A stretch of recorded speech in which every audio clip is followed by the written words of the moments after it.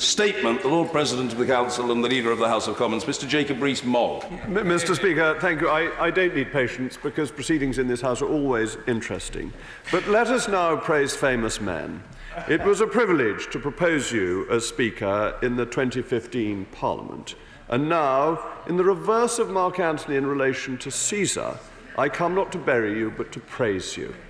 For that is the right thing to do when a period of long service comes to an end.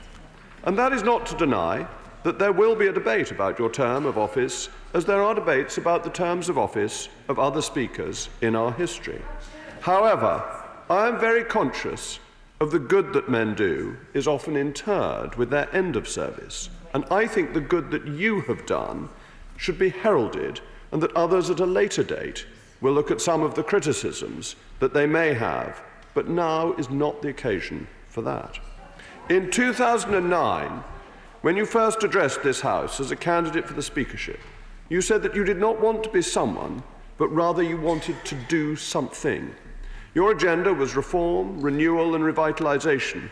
And although I think the word modernisation is an expletive that I rarely allow to sound forth from my lips, there can be no denying that during your decade in office, you have worked tirelessly to achieve these objectives.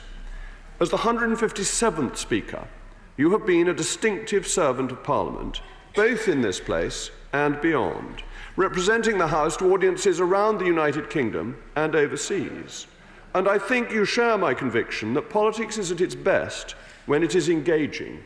Your work with the United Kingdom Youth Parliament and your work with Parliament's excellent education team should be celebrated. So many schools from my constituency have taken advantage of this service, and I have always been impressed by the knowledge of the people involved. And I know, Mr. Speaker, that you had quite a battle to get the education building put up, and some people opposed you, but it has been a resounding success. During your speakership, it has been a time when our parliamentary democracy has been under intense scrutiny. We have been fortunate to have in the chair so accomplished a glottologist as you are, in order that language, as well as the intricate and profound workings of Parliament, can be understood by everyone. I think the words chunter, mendicament, dilate, animadvert, and perhaps my favourite, susurrations, have been popularised under your speakership, and I imagine are now in common parlance in pubs and clubs across England, or at least in Boodles, the Beefsteak, Pratt's and the Garrick. But those sorts of clubs probably enjoy those words greatly. As you have dispensed your immediate duties from the chair, you have come to be known as the backbencher's champion.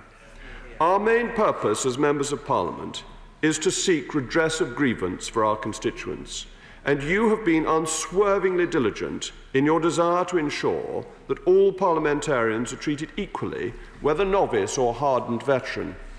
I cannot thank you enough for the help you gave to me to ensure that we could get the drug Brenuria for a constituent of mine, when within about a week you called me in oral questions, granted me an adjournment debate, and then gave me an urgent question, all of which helped build up pressure on the government to act, to the great advantage of a very ill and very young constituent of mine.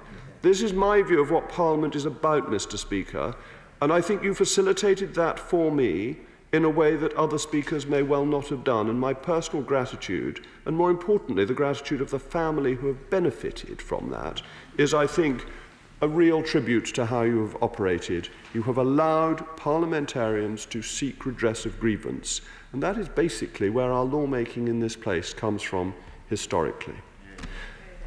The ultimate, the most important, the highest duty of the Speaker of the House of Commons is to be the champion of our House and its members, and to defend our right to freedom of speech in defence of our constituents, and Mr. Speaker, you have done that. During your time, you have presided over what you yourself have termed the rumbustious Parliament. Now, as you step down from the office of Speaker of the House of Commons, having what is undoubtedly the highest honour that the House of Commons has in its power to bestow, I wish you a prosperous and successful retirement, and thank you and your family, Sally, Freddie, Jemima, and particularly the great Oliver, whom I know has more my view of modernisation than your own, at least with regard to wigs. Thank you, Mr. Speaker.